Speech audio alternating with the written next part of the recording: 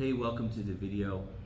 I'm Josh, and this workout is a response to a friend's request. The purpose of this workout is it's not a really high intensity workout. It's to address an issue, degenerative discs in the lower spine. So for me, as someone who does these workouts, it would be my goal in this workout to get blood flow to the areas that are problematic, and heat and some muscular contractions, not like the hardest workout in the world, but you want to just make those muscles work a little bit. And if you're doing all of that, you're probably going to get some stretch too, which is also the goal. So have a sense of relativity with this, and I'm going to try to cue you in a way to where you can have a sense of relativity. I'm probably going to go from the easiest version of something. I'm going to build the difficulty. That being said, here we go. I'm just going to take it one move at a time. So, just to warm everything up in a pretty safe context, I'm going to lay on my back. Laying on my back, I'm going to spread my arms out, shoulders down, head down. I'm going to barely pick up my feet off the ground, or I can even keep my feet down. I'm going to start with a windshield wiper. I'm going to let my knees fall to one side, and I want to feel a stretch. This could be in my hips, my obliques, my back, my abdomen. And I'm going the other direction, and pretty easy to figure out, I think, why it would be called a windshield wiper. You want to put in time on this stuff. You don't want to rush.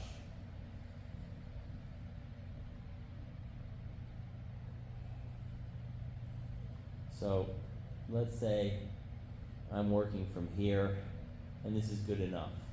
How intensely are you feeling what you're feeling? If you barely feel it at all, that's probably a good cue to amp up the challenge a little bit. If you feel it too much, take your time, go slow, and maybe over time, that feeling will reduce or subside a little bit. But I'm going to increase the difficulty, keeping my shoulders and head down. Feet are higher. Okay, I'm going to actually bring my knees to 90 degrees because I'm up for that. The further I extend my legs, the more pressure, the more stretch I'm going to feel. So I'm just working my way outward. If you've watched my videos or been in my classes, this is a staple. I want the muscles to work, but I'm not trying to make them work super hard. So if you're really, really fatiguing, recommend that you focus more on range of motion and stretch and less on fatiguing muscles. Okay, that's our first move. Let's turn over face down for the next move. I'm going to drop to my whole body down. I'm going to spread out my arms. This one can be uncomfortable for people, especially if their palms down and they're in a T shape here. So what I recommend is maybe pulling your elbows back a little bit. And if I were to view my arms from above, I think it looks something like a W. And I'm just going to take one foot and take that heel and sweep it behind me. Notice my hip is off the mat. This puts a lot of pressure on my arms and shoulders too. And for the purposes of this workout, I don't really care about arms and shoulders all that much. They're not my focus. So I can adjust the hand position. If I make my arms to an A shape, that's even lower pressure. And I'm just pushing one foot as far across as I can, maybe tapping the floor, but don't rest it. Working on my range. And see how my hand turns when the foot comes over. Palm up is usually lower pressure for people than palm down.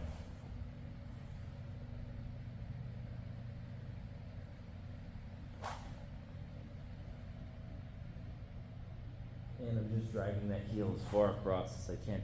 Treating this movement like the windshield wiper that we just did. Your range is your own, but the further I drive the heel, the more I'm gonna feel it. Okay, those first two were more rotational. They are more for angles. And if you're dealing with bulging discs or something like that, it probably has a lot to do with postures you hold. So I'm going to kind of move through several postures that will tilt those vertebrae either back or forward. This one, it's gonna close the vertebrae in the back. I'm gonna rest on my elbows, keep my hips down, and I'm just gonna peel my head as far back as I can. And then I'm gonna lower my head and repeat.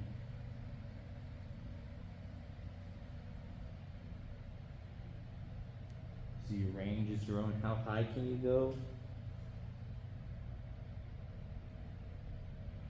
Some things to think about while you are working on your range of motion. If you hit resistance, if it gets tough to move, but it's not particularly painful, I would try to drive through that the best you can. If you hit a point that feels too strong, that feels approaching pain, then you have to discern your limitation. I wouldn't push too far. I always say be persuasive versus forceful. And another piece, on this specific move, when I peel my head back, if I feel too much lower back, all I have to do is tighten up my glutes, and it's going to support that lower back and take some of the pressure off.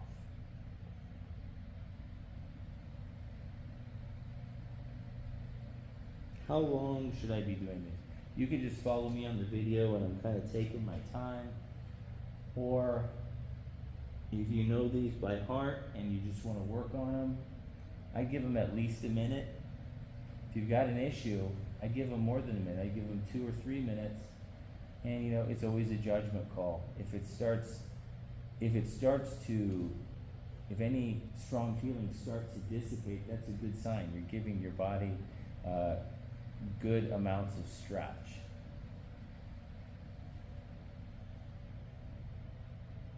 Okay, now I'm going to kind of hold a relatively high position. I'm going to start a little bit low actually, and I'm going to dial my heels in and squeeze my butt, feet out, heels in, repeat, repeat, repeat, and then I'm going to gradually lift my head up while I do this.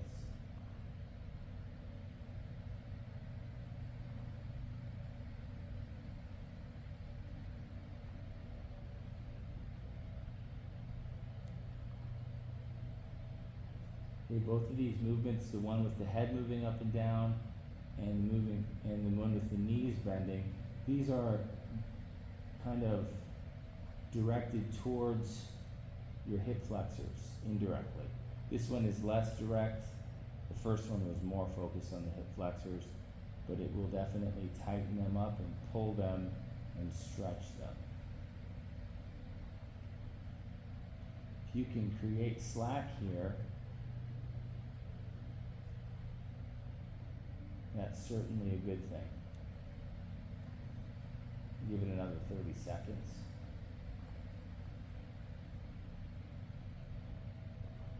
If you have a hard time with stretching because it's slow pace and you don't feel patient to do it, first thing I recommend is checking what you're listening to. If you're listening to Metallica while you're doing this, it's going to amp you up. You don't need to be amped up right now, you need to be relaxed and focused. So, not that you asked, but my recommendation is find something that's got energy, it's got a beat to it, but it's a little bit more peaceful, less erratic. Okay, coming up to my elbows and my knees. I'm gonna put my toes together and I'm gonna rock my hips back, rock my hips forward, rock my whole body forward, back and forth here. Should feel this in the hips, the lower back.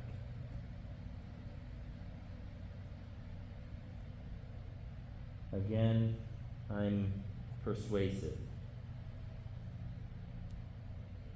Anyways, music has the power to change your state of mind, and if you're in an erratic and intense state of mind, it's going to be harder to be patient. It's going to be harder to calm down and relax. That's why I recommend finding the right music for it. I mean, I like house music for this specifically, but I mean, you could do classical music, you could turn on some nature sounds, you could do anything that will assist you in coming down, letting go of tension. Okay, I'm going to go to the back position. I'm going to put my head down. I'm going to push my hips left, push my hips right. Just rocking back and forth. I can slide my elbows forward too.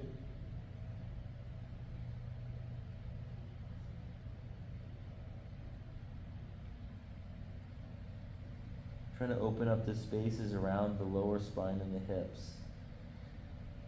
For the gentleman who made a request, he's dealing with some lumbar and sacroiliac disc issues. I don't want to butcher it. I don't remember the specific verbiage.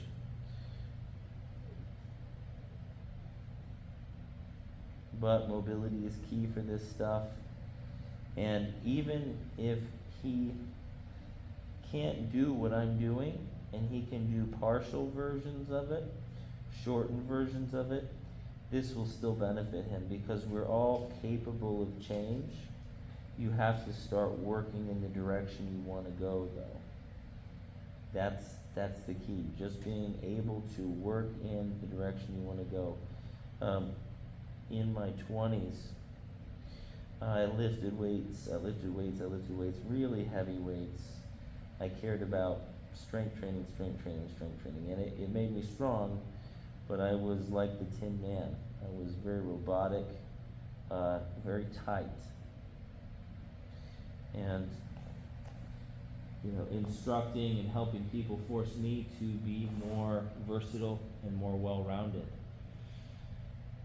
And I got from there to here.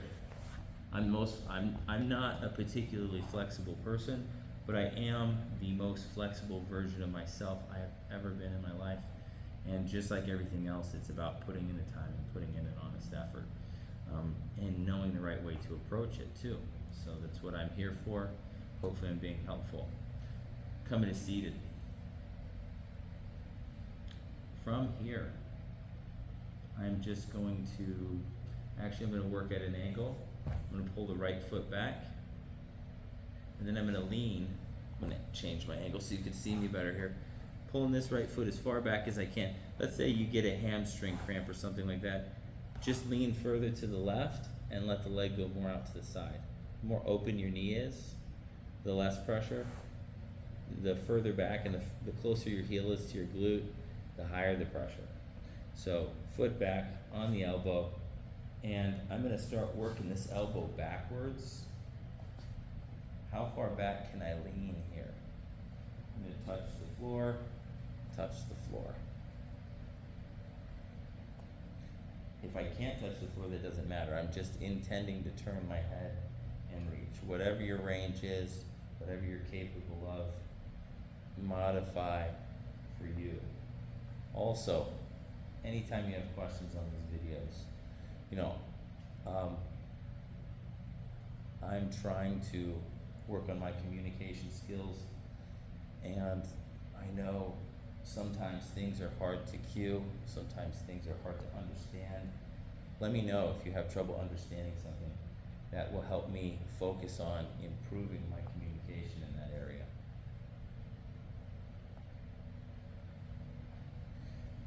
Okay, if I'm able to, if I feel okay there, I'm going to try to drop from my elbow to my left shoulder. Same movement. What range can I work in?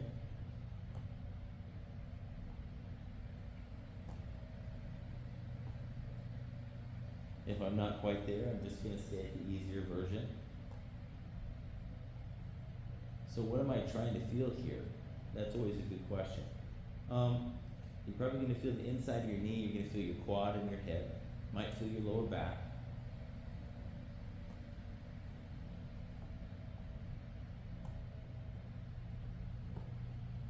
Okay, and then I'm gonna try to lay down all the way. Whatever your deepest position is, go to that deepest position and try to hold. I know most of this is movement, but I did a couple movements and now I'm going into a stretch.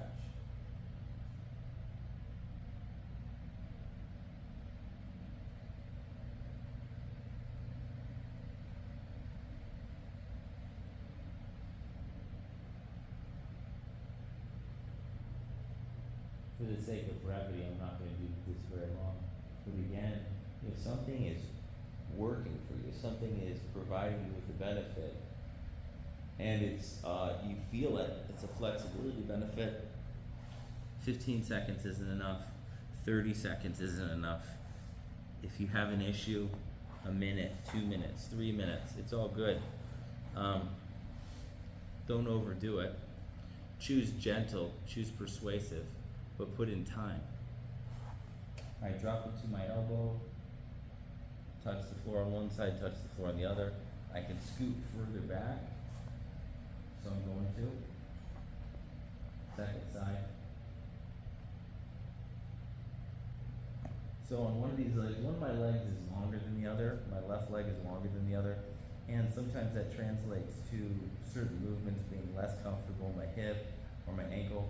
This one I can do with a pretty folded knee, but I definitely feel it more on my ankle than I do on the right foot. And I think that has to do with having a longer leg.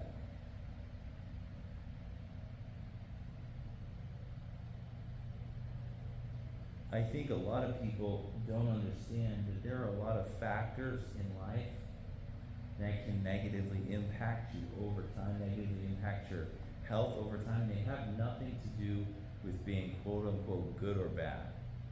Can I control whether I have a longer leg or not? No.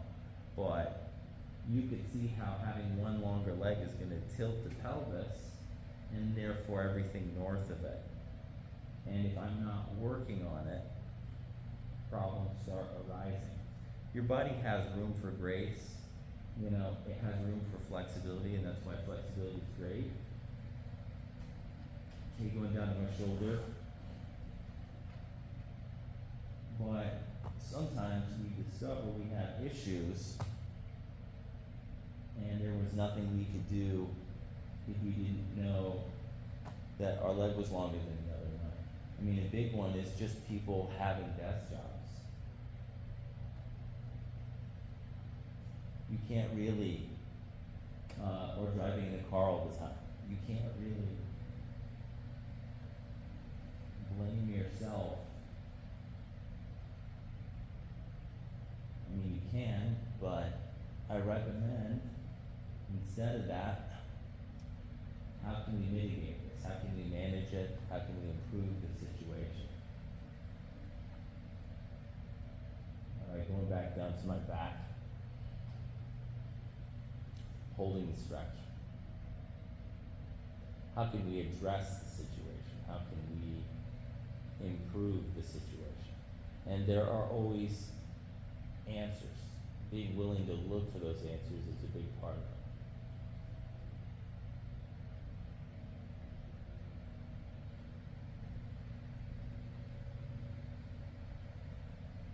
Okay, again, I'm going short on this just because I don't want the video to be super long. It's already adding up on time. Okay, coming up to a butterfly. Okay, I'm not bringing it in real tight. I'm gonna do a nice open butterfly. I'm gonna do under hooks underneath my ankles with my hands. And then I'm actually going to slide my feet away. They don't have to touch each other. I'm just trying to let the knees unfold, open up, let gravity work on them. And then I'm going to move my head around. I could bring it forward, down, up, back. Kind of swiveling on it. This is manipulating the spine. So if you can move in some kind of circular motion, that's really good. Or just left, right, forward, back. What feels good, right?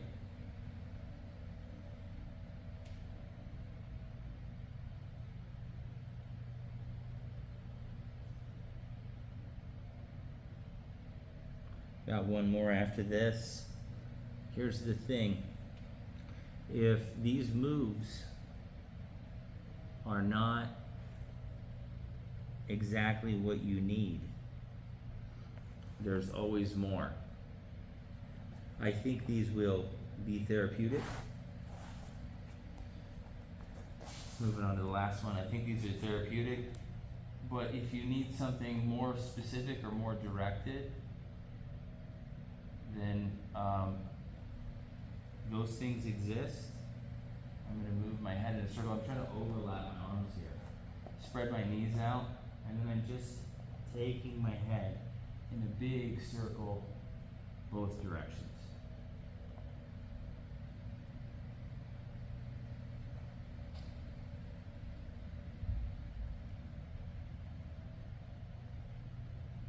The ideal scenario for me when I'm problem solving for a person is being there in the same room with them, watching them do the movement, seeing how they respond to stuff, seeing their posture. So I don't have the same ability to be well informed from here. But please let me know what you think.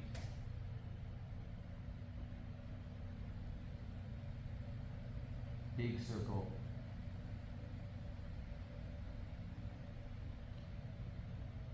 And there we go. Thanks for playing along. You know, if this video wasn't intended for you, but it was helpful, and you'd use it again, let me know. Make sure to like and subscribe.